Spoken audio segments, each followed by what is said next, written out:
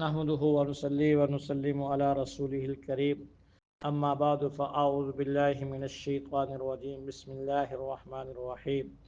هو الذي أنزل عليك الكتاب منه آيات محكمات هن الكتاب وأخر متشابهات وہی ذات ہے جس نے آپ پر کتاب اتاری یعنی قرآن عظیم الشان کو نازل کیا منہ آیات محکمات اس میں بعض آیات وہ ہیں جو محکم ہیں یعنی ان کے جو معنی بڑے واضح ہیں اور کسی قسم کا شائبہ اس کے اندر موجود نہیں ہے اور کوئی ایسی بات نہیں جو سمجھ نہ آتی ہو، بالکل واضح محکم آیات ہیں، احکام ہیں۔ ہن الکتاب وہی اصل کتاب ہے جن پر عمل کرنا ہے اور جن کے مطابق عقیدہ بنانا ہے۔ وَأُخَرَ متشابہات اور دوسری وہ ہیں جو متشابہ ہیں، ان کے معنی معلوم نہیں ہیں یا معین نہیں ہیں۔ فَأَمَّا الَّذِينَ فِي قُلُوبِهِمْ زَيْغٌ بہرحال جن کے دلوں میں زیغن کجی ہے فَيَتَّبِعُونَ مَا تَشَابَهَ مِنْهُ ابْتِغَاءَ الْفِتْنَةِ پس وہ اتباع کرتے ہیں متشابہات کی مِنْهُ ابْتِغَاءَ الْفِتْنَةِ گمراہی پھیلانے کی غرض سے، وَابْتِغَاءَ تَأْوِيلِهِ اور اس کی تعویل معلوم کرنے کی غرض سے۔ وَمَا يَعْلَمُ تَأْوِيلَهُ إِلَّا اللَّهُ حالانکہ ان کا مطلب ان کا معنی اللہ کے سوا کوئی نہیں جانتا۔ وَالرَّاسِخُونَ فِي الْعِلْمِ يَقُولُونَ آمَنَّا بِهِ جو علم میں مضبوط ہیں وہ کہتے ہیں ہم اس پر ایمان لائے۔ کل من عند ربنا یہ سب کے سب ہمارے رب کی طرف سے نازل ہوئی ہیں۔ وما یذکر الا اولو الالباب اور نہیں نصیحت حاصل کرتے مگر وہی جن کو اللہ شانہ عقل عطا فرما دے۔ اس آیت مبارکہ میں اللہ رب العزت نے قرآن عظیم الشان کے بارے میں ارشاد فرمایا کہ قرآن پاک میں دو طرح کی آیات ہیں۔ ایک آیات تو وہ ہیں جن کو آیات محکمات کہا جاتا ہے، یعنی وہ واضح ہیں کہ ہر آدمی سمجھ سکتا ہے، نماز کا حکم ہے، زکوٰۃ کا حکم ہے، روزے کا حکم ہے، حج کے بارے میں تفصیلات ہے، قصص ہیں انبیاء علیہ والسلام کے قوموں کے حالات ہیں، جنہوں نے نافرمانی کی ان پہ کون سے عذاب آئے، جنہوں نے تابع فرمانی کی اللہ نے ان کو کیسے نجات عطا فرمائی، یہ ساری آیات محکمات کے اندر شمار ہوتی ہیں۔ اور کچھ آیات ایسی ہیں جو متشابہات ہیں، جیسے حروف مقطعات کے بارے میں مفسرین نے لکھا ہے کہ اللہ عالم بمرادہ، ان کی مراد کیا ہے، الف لام میم کا کیا معنی ہے، طاسیم میم کا کیا مطلب ہے، ان کی مراد اللہ ہی جانتے ہیں۔ اور ایسے ہی اللہ شانہ کہتے ہیں یوم یکشف عن ساق، ساق کے تجلی کے بارے میں قرآن عظیم الشان نے کہا کہ اللہ شانہ ساق کے تجلی فرمائیں گے اللہ کی ساق پنڈلی کیسے ہیں، کما یلیق بشانہ جیسے اللہ کی شان ہے، اللہ کا چہرہ کیسے ہے، کما یلیق بشانہ، اللہ شانہ کے ہاتھ ید اللہ فوق ایدیہم اللہ کے ہاتھ ان کے ہاتھ پہ ہیں، یہ اللہ کے ہاتھ کی کیا کیفیت ہے، کیا صورت ہے، فرمائیے اللہ ہی بہتر جانتے ہیں۔ یہ متشابہات آیات ہیں، ان پر ایمان لانا ضروری ہے کہ ان کی جو حقیقت اللہ جانتے ہیں وہی ہے، ہم اس پر ایمان لائے ہیں۔ اور ان کی تحقیق، ان تدبر کے، ان کی غرض کے پیچھے، ان کے مطلب نکالنے کے پیچھے اہل ایمان کو نہیں پڑھنا چاہیے، بس یہی کہنا چاہیے اللہ عالم بمرادہ، اللہ ان کی مراد کو بہتر جانتے ہیں۔ اور والراسخون فی العلم جو علم میں پختہ ہیں وہ یہی کہتے ہیں کہ ہم ان پر ایمان لائے، ہمارا عقیدہ ہے کہ کل من عند ربنا یہ سب کے سب اللہ رب العزت کی جانب سے نازل کرتے ہیں۔ اور جو قرآن پاک میں قصص ہیں، عبر کی مثالیں ہیں، اور اللہ شانہ نے پہلے قوموں کے حالات واقعات کو بیان کیا ہے، ان سے وہی آدمی نصیحت حاصل کرتا ہے جن کو اللہ شانہ عقل عطا فرمائیں۔ عقل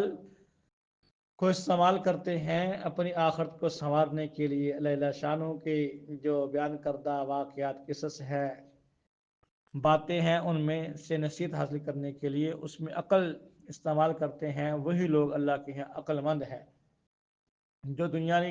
کمانے کے پیچھے ہیں، دنیا بنانے کے پیچھے ہیں، ان کو تو اللہ کے محبوب نے کیا فرمایا، بیوقوف۔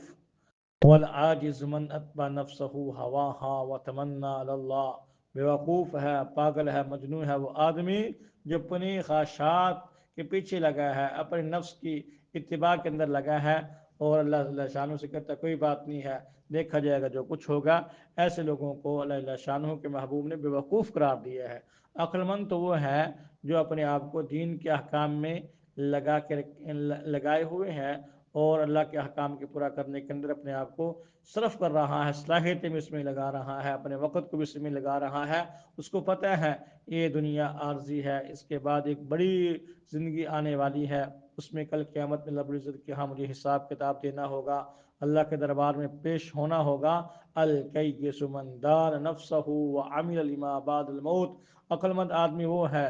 جو اپنے نفس کو پرکھ کے رکھتا ہے اور موت کے بعد آنے والی زندگی کے لیے اعمال کرتا رہتا ہے، یہ آدمی عقل مند ہے۔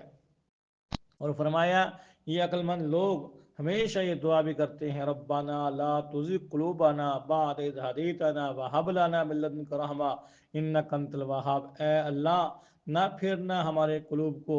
بعد اس کی کہ تو ہمیں ہدایت کر چکا، اور ہمیں عطا کرنا اپنی طرف سے رحمت، بے شک تو ہی عطا کرنے والا ہے۔ ربنا اے ہمارے پروردگار، انک جامع الناس لیوم لا ریب فیہ، بے شک آپ ہی لوگوں کو جمع کریں گے اس دن میں اس میں کوئی شک نہیں ہے، ان اللہ لا یخلف المیعاد، بے شک اللہ اپنے وعدے کے خلاف نہیں کرتا۔ یہ اہل علم باوجود علمی کمال کے اور اپنی اس اولو العظم شان کے جو اللہ نے کو عطا فرمائی ہے، قطعاً مغرور نہیں ہوتے، تکبر نہیں کرتے، بلکہ عاجزی سے اللہ کے سامنے دستے دعا پھیلاتے ہیں اور اللہ سے دعا کرتے ہیں، اللہ آپ نے ہمیں ہدایت عطا فرمائی ہے تو ہمیں اس ہدایت پہ استقامت بھی نصیب کرنا اور اس پہ قائم رکھنا، ساری زندگی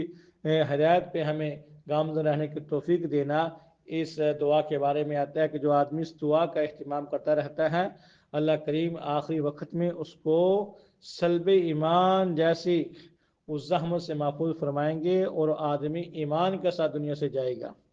اور یہ ایمان انسان کے پاس اتنی بڑی دولت ہے کہ اس کا کوئی بدل نہیں، زمین آسمان کا خلا سونے سے بھر جائے تو اس ایمان کی قیمت نہیں ہو سکتی۔ تو انسان کو ہمیشہ اس ایمان کے